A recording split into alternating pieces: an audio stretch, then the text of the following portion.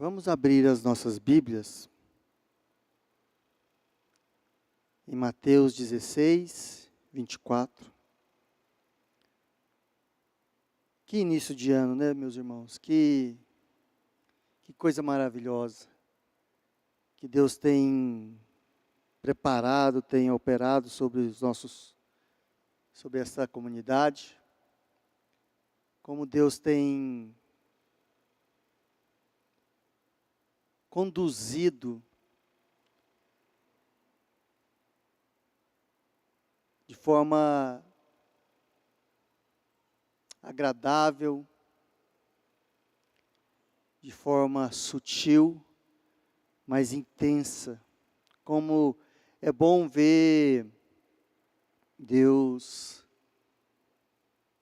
conduzindo cada um de nós para um lugar de consagração, cada um de nós para um lugar de entrega, de intensidade.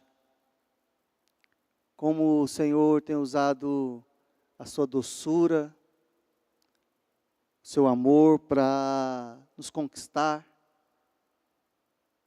Como Ele tem derramado sobre essa igreja. Como é gostoso ver como Deus tem andado entre nós, nos ministérios, nos serviços, levantado pessoas, despertado corações, levantado ministérios, tudo porque Ele nos ama. E o nosso coração se enche de alegria por ver cada um de nós sendo trabalhado. A nossa intenção, a nossa perspectiva, aquilo que nós queremos e buscamos em Deus é que essa igreja, ela se encha de pessoas.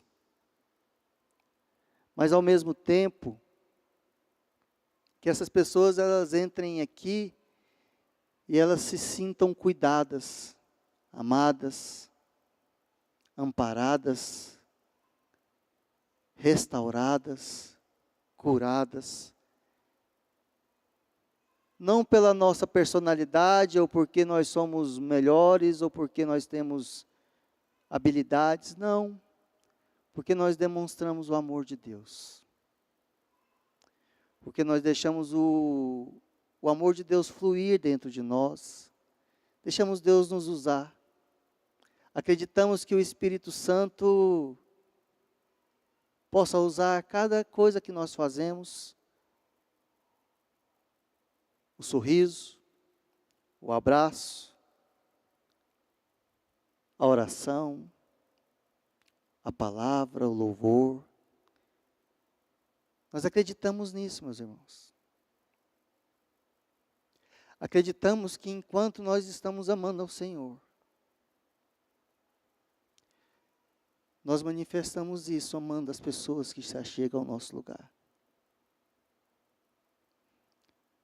Nós vamos receber diversos tipos de pessoas, diversos tipos de famílias. Nas suas maiores ou menores dificuldades. E que aqui elas encontram um lugar de descanso, um lugar de paz. Um lugar onde a palavra de Deus seja ministrada com clareza e com pureza. Onde o amor não é fingido e nem obrigatório. Onde o abraço é aconchegante. Onde o sorriso é sincero. Onde a ajuda seja espontânea. E onde o amor de Deus é derramado constantemente. É esse tipo de igreja que nós queremos edificar, amando a Deus intensamente e manifestando esse amor, amando pessoas. Para isso nós precisamos ser discipulados.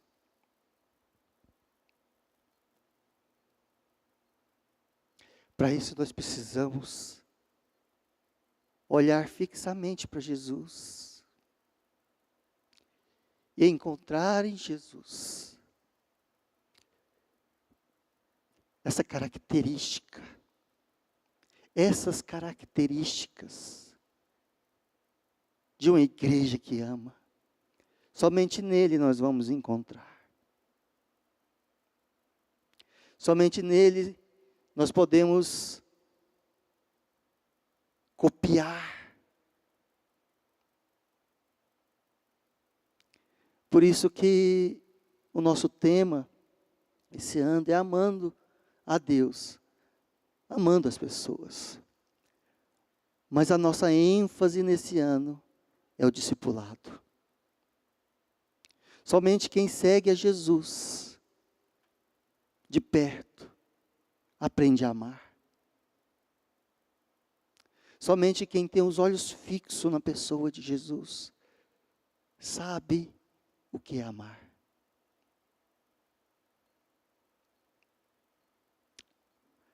Por isso nós queremos enfatizar esse ano todo, das mais diversas formas, essa ênfase. Vamos sublinhar essa palavra nos nossos corações. Ser discípulo de Jesus. Discipulado é por esse caminho que nós queremos entrar. Amém? Então disse Jesus a seus discípulos: se alguém quer vir após mim, a si mesmo se negue, tome a cruz e siga-me. Senhor, nesta manhã, nós nos colocamos debaixo da ação discipuladora da cruz. Dá-nos ouvidos para ouvir. Dá-nos olhos para ver. E dá-nos entendimento para entender. No nome de Jesus. Essa declaração é a declaração principal de discipulado de Jesus. Se considerarmos que discipulado é nos parecermos com Jesus, no seu caráter e na sua missão. Nos parecermos com Jesus naquilo que Ele é e naquilo que Ele faz. Deus irá utilizar tudo. Fala tudo. Tudo. Todas as coisas. Para gerar em nós um filho, a sua imagem e a sua semelhança. Se nós olharmos a primeira palavra, se nós analisarmos a primeira palavra dessa frase, se alguém quer vir após mim, nós vamos perceber que aí há uma decisão. Ninguém é obrigado a entrar por esse caminho. Não é um caminho em que você é constrangido a andar. Se alguém fala de uma decisão, porque uma coisa é você estar ao redor de Jesus. Outra coisa é você ir após Jesus. Uma coisa é você gostar, até acreditar nos ensinamentos de Jesus. Outra coisa é você obedecer os ensinamentos de Jesus. Ouvir somente não requer uma entrega. Obedecer requer negar a si mesmo. Se nós decidirmos entrar por esse caminho, nós vamos entrar por um caminho de desconstrução de nós mesmos. Nós vamos entrar num caminho onde o Espírito Santo, que é o nosso discipulador, o nosso guia, o nosso consolador, o Espírito Santo irá sugar aquilo que somos para imprimir em nós o caráter de Cristo. O Espírito Santo irá sugar aquilo que nós somos para imprimir em nós o caráter de Cristo.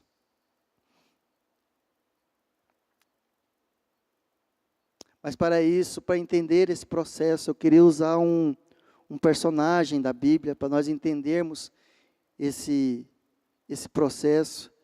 E eu queria ler um pouco dele lá em Êxodo capítulo 3. Vamos ler do versículo 1 até o 6.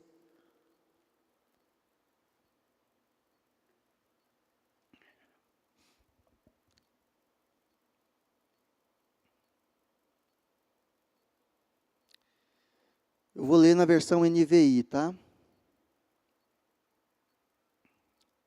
Moisés pastoreava o rebanho do sogro Jetro, que era sacerdote de Midian.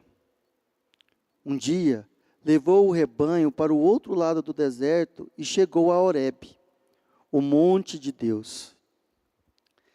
Ali, o anjo do Senhor lhe apareceu em uma chama de fogo que saía do meio de uma sarça. Moisés viu que, embora a sarça estivesse em chamas, não era consumida pelo fogo.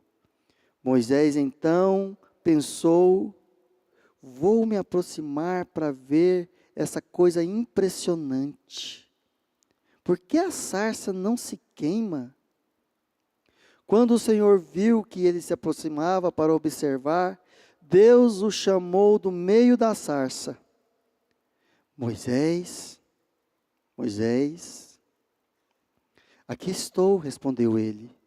Então Deus disse: não se aproxime, tire as sandálias dos pés, pois o lugar em que você está é terra santa.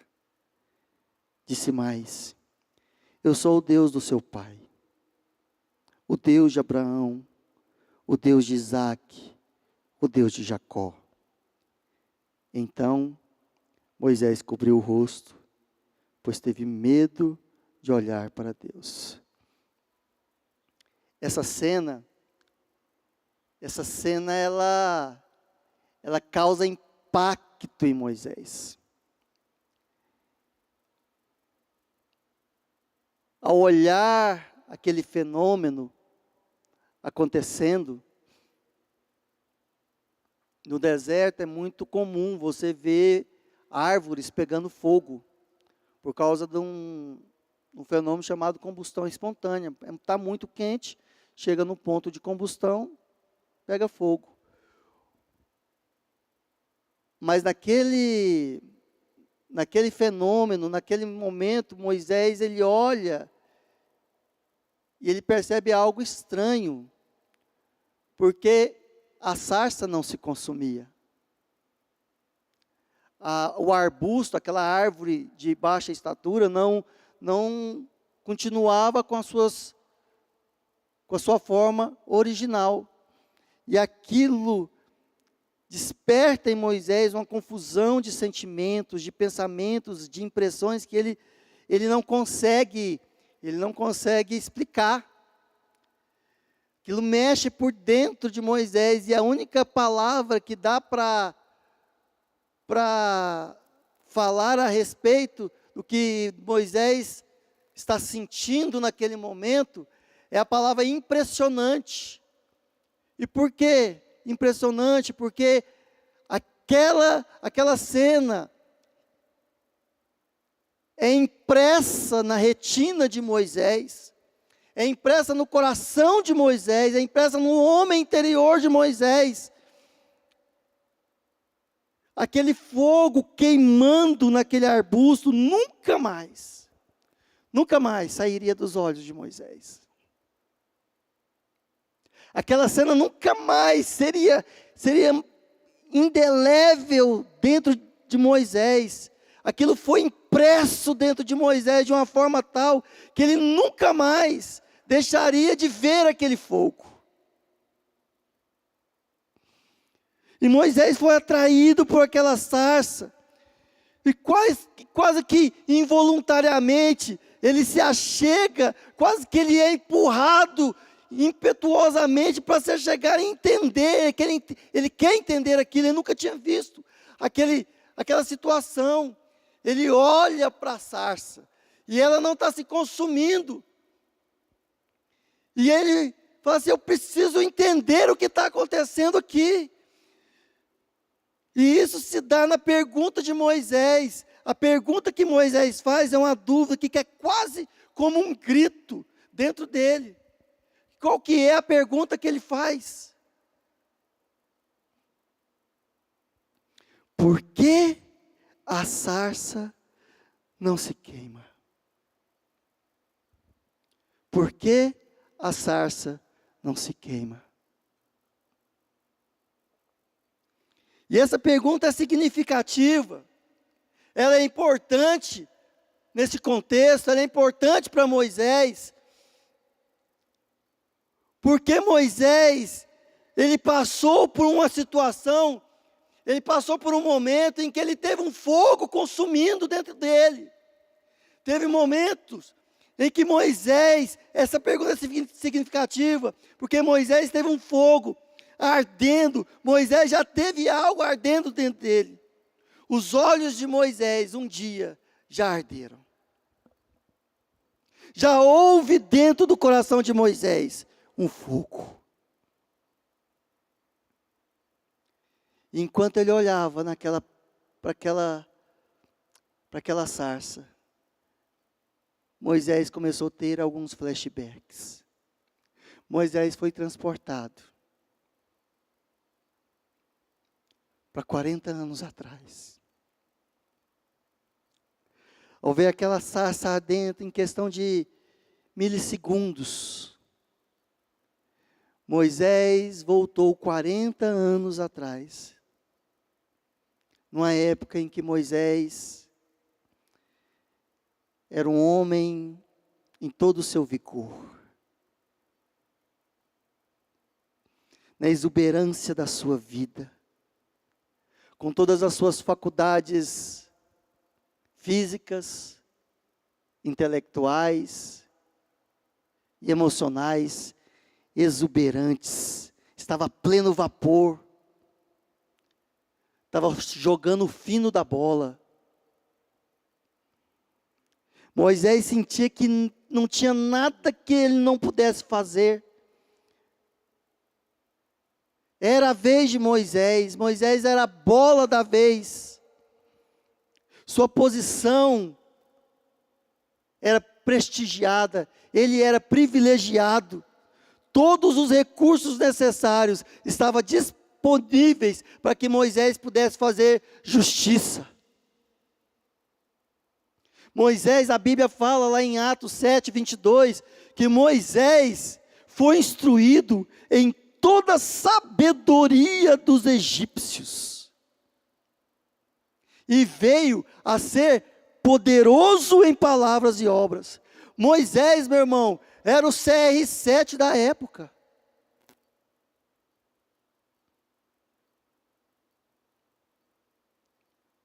Ele estava voando baixo.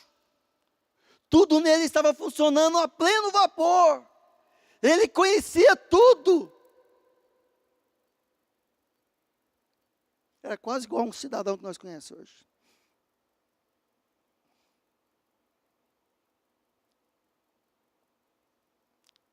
Nessa época, meu irmão, mas nessa época, ardia um fogo dentro de Moisés. E ao ver as injustiças praticadas contra o seu povo. Moisés lembrou do que a sua mãe biológica contou para ele.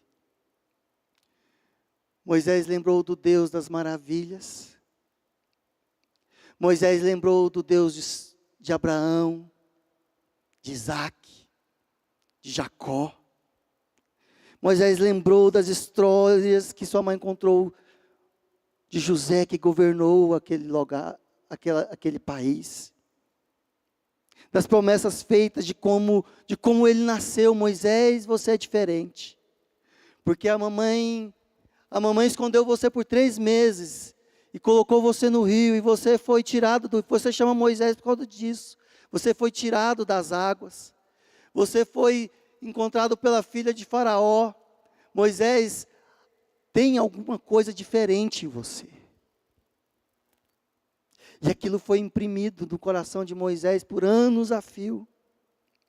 Como que ele nasceu de uma tribulação, e de como ele foi resgatado por Deus. Isso não poderia ser por acaso, meus irmãos. Com certeza era o dedo de Deus sobre ele. Ele era um predestinado. Ele era uma árvore frondosa, cheia de galhos e de folhas. Moisés, não tinha nada que poderia parar Moisés.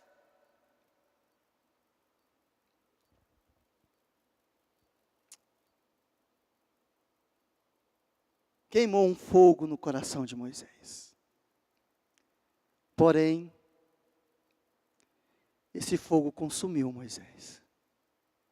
O mesmo fogo que o fazia se sentir que ele era invencível, deixou nele marcas profundas, difíceis de ser cicatrizadas.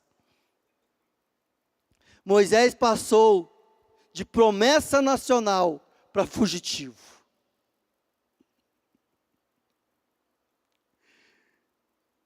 De admirado para escorraçado. De aplaudido para perseguido.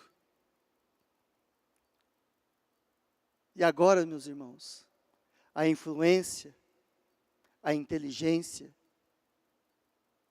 a relevância de Moisés não o salvaria. Ele foge para uma terra distante.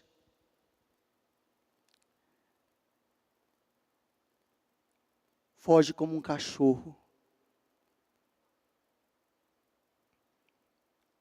Mas ele leva consigo algo que ele não conseguiu deixar para trás. Ele leva consigo algo que ele não conseguiu abandonar. Ele leva a si mesmo. Era difícil de esquecer.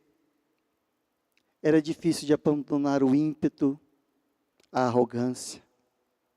Mesmo fugitivo, Moisés ainda se parecia com um egípcio.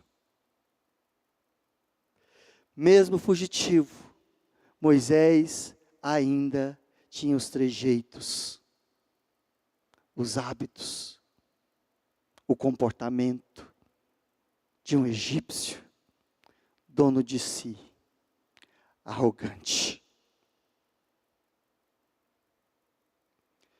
Mas Moisés teve que aprender de uma maneira não muito agradável a negar a si mesmo. Foi para dentro da casa de um sacerdote chamado Reuel, Jetro, seu sogro, que mais tarde se tornaria seu sogro. Reuel quer dizer amigo de Deus. E lá ele não se casou com uma princesa, mas com uma das filhas desse sacerdote. Meus irmãos, foram 40 longos anos. 40, um ano de desconstrução para cada ano de construção. 40 anos, meus queridos, não são 40 dias.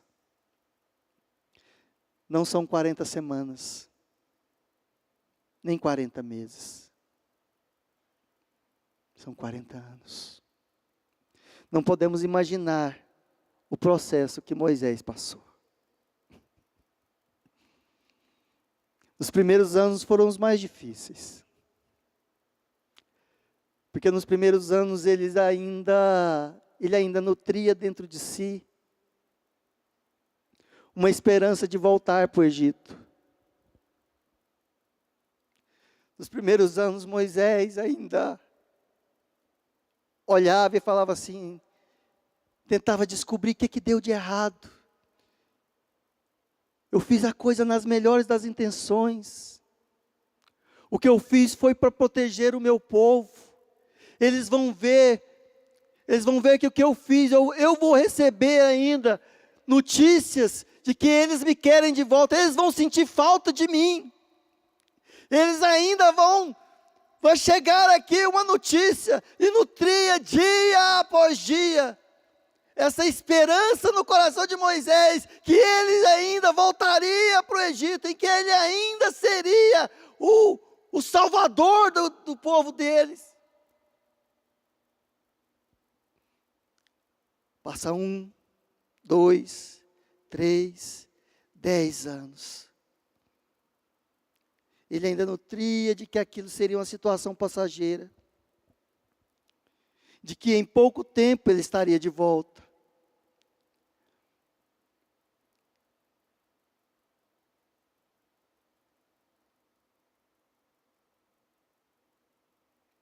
Isso se revela até no nome em que ele deu ao seu primeiro filho, Gerson. Sou imigrante em terra estrangeira. Só quem está longe de casa sabe o que isso significa. Só quem está longe de casa sabe o que é sentir saudade.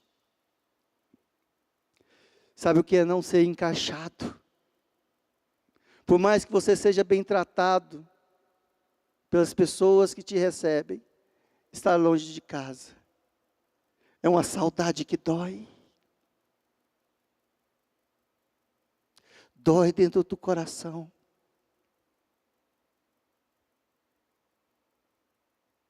Mas os anos foram passando. As perspectivas de Moisés foram ficando para trás. A autoconfiança foi sendo exaurida. Tiveram dias em que Moisés se pegava sozinho chorando. Moisés, ele não sabia explicar por que tanta tristeza. Porque ele estava tão triste. Aquilo dilacerava Moisés por dentro. 30 anos. 35 anos. Eu já não sou mais um jovem. Já não estou mais no vigor da minha capacidade física. A minha memória já está meio que falhando. Os meus olhos já não são mais os mesmos.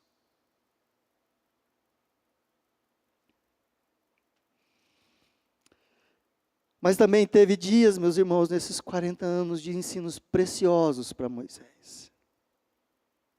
Como ele aprendeu com a simplicidade daquele sacerdote nômade. Ele aprendeu a ser simples.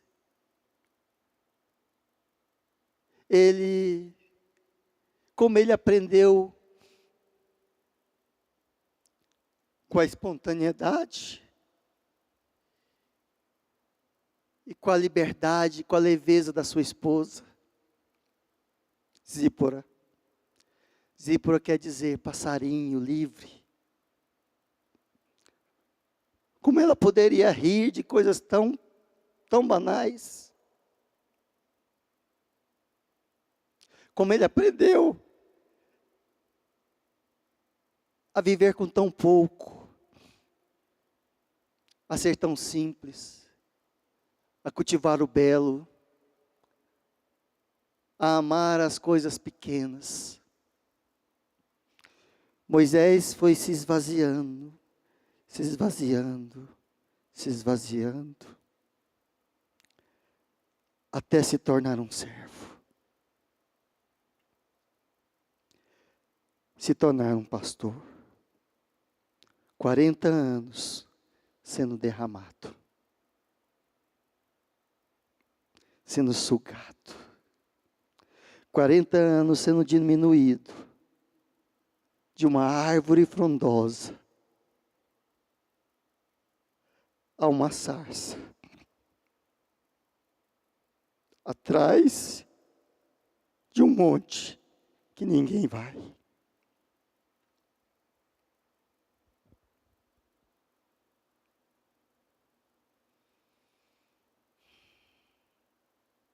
Voltemos para Horebe. Agora, em Horebe, no monte de Deus, encontramos um homem de 80 anos, sem vigor, sem exuberância, sem relevância, pastoreando o rebanho do sogro. Diante de um arbusto que se queimava e não se consumia. Aquilo era contra tudo que Moisés tinha vivido até aquele momento. É claro que Moisés se sentiu atraído por aquilo, puxado, magnetizado por algo que confrontava ele de todas as maneiras. É claro que eu não iria deixar passar aquilo. É claro que ele estava magnetizado por aquilo. E ele vai chegando perto, cada vez mais perto. E ele ouve as palavras: Moisés, Moisés. Oh, meus irmãos, só quem já ouviu essas palavras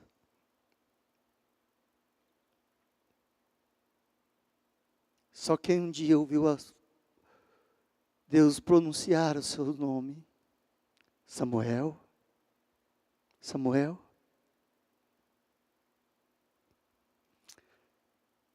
Marta, Marta. Saulo, Saulo.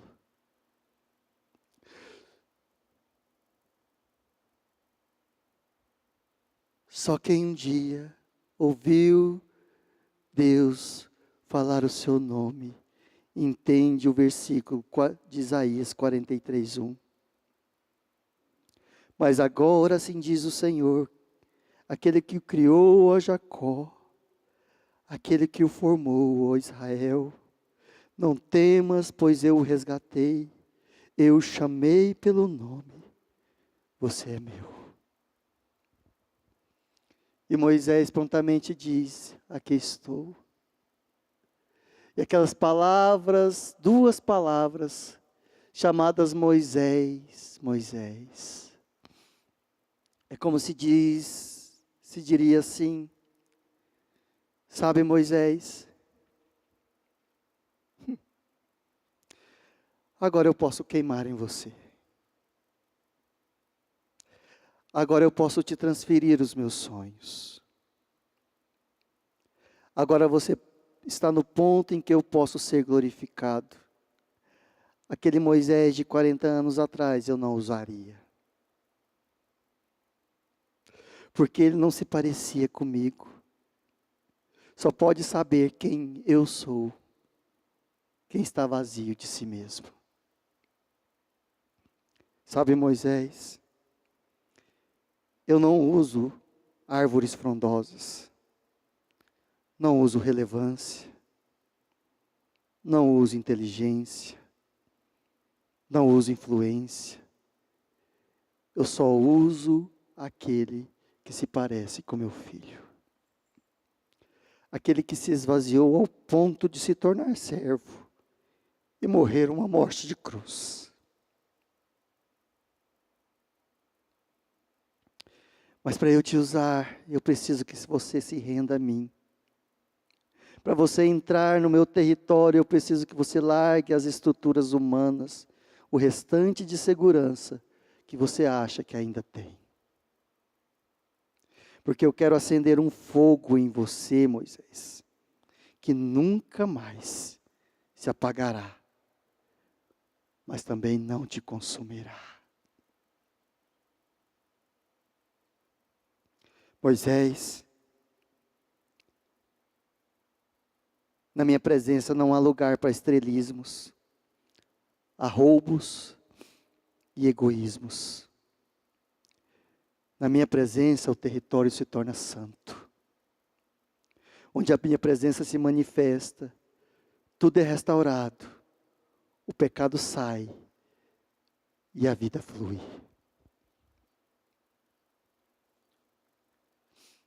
Por isso, Moisés, tire as sandálias.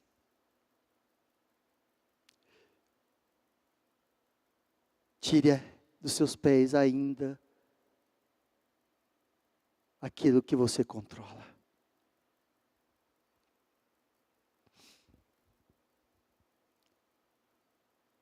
Ser sugado pela cruz.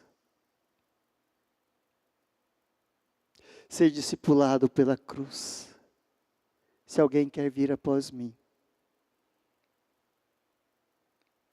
precisa estar disposto a passar pelo processo da cruz.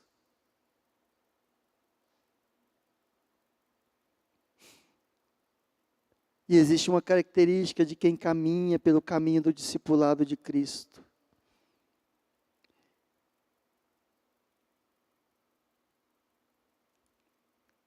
No versículo 7 disse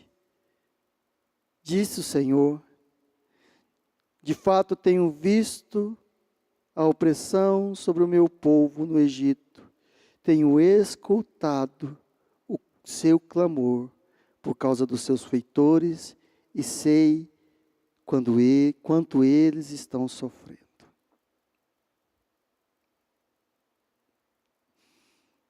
Quem entra pelo caminho do discipulado de Cristo e deixa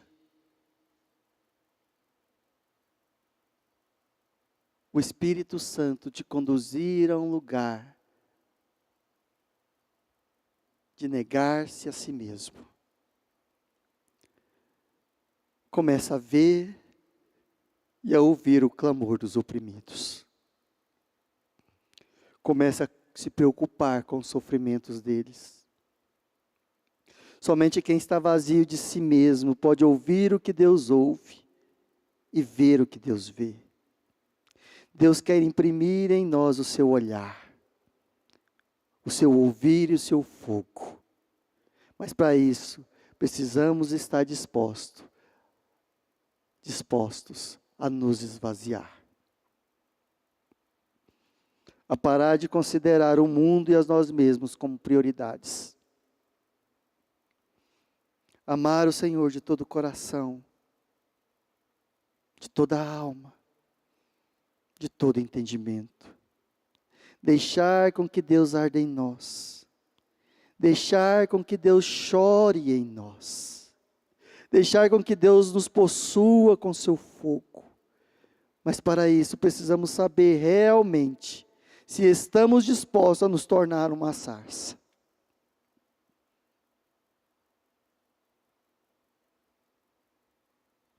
Uma sarça escondida no monte, que ninguém vai ver.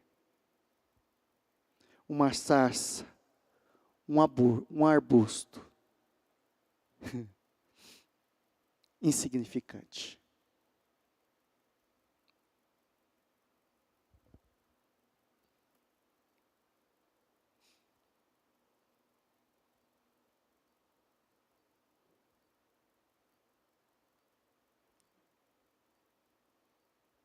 por isso a pergunta hoje é: se alguém quer vir após mim,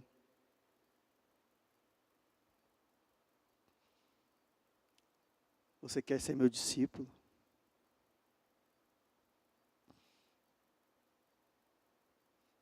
Essa é a pergunta. Se alguém quer vir após mim, negue-se a si mesmo, toma a sua cruz e vire uma sarça. Porque Deus só queima em sarças.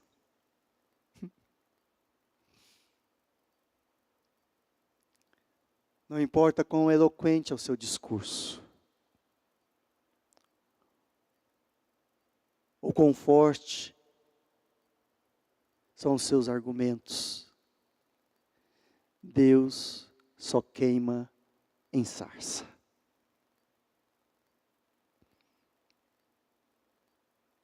E Moisés, com 80 anos, se tornou uma sarça.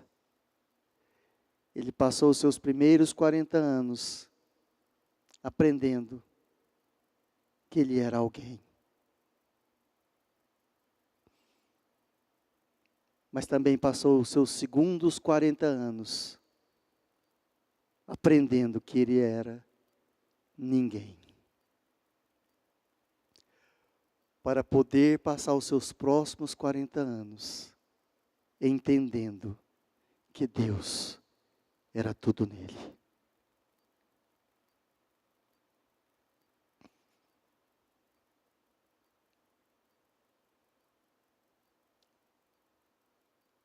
Ele amou aquela sarça, porque ele entendeu que aquela sarça era o próprio Jesus. A manifestação do próprio Jesus. Filho do homem, sarça. Filho de Deus, fogo. Filho do homem, servo. Filho de Deus, rei.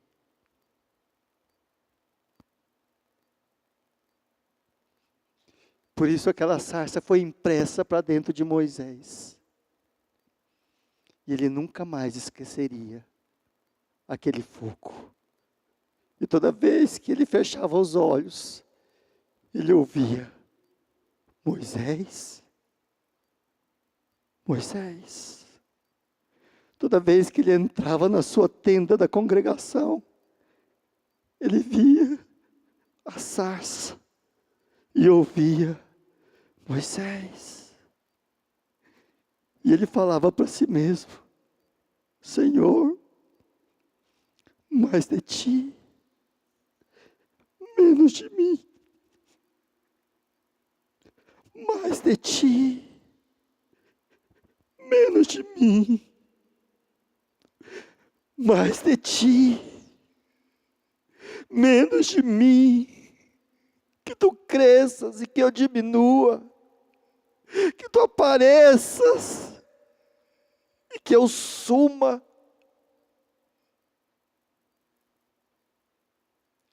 Senhor, faz-me ouvir, faz-me ver aquilo que tu vês.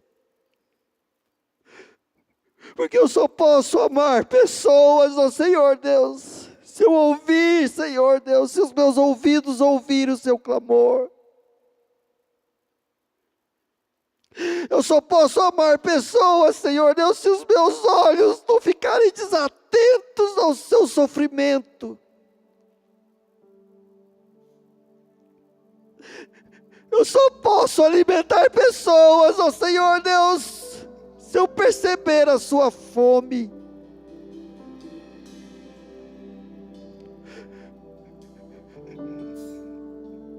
Eu só posso, Senhor,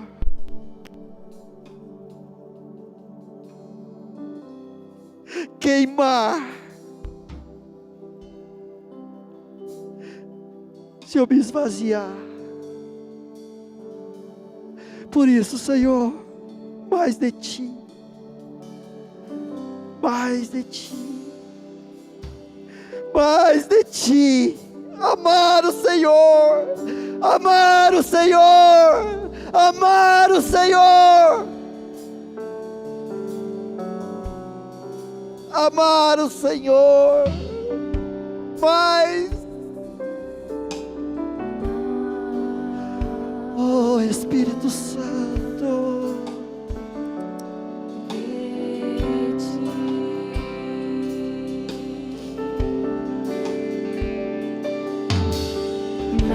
oh Espírito Santo, leva-nos ao discipulado, leva-nos a parecer com Jesus, leva-nos pelo caminho do discipulado, Senhor.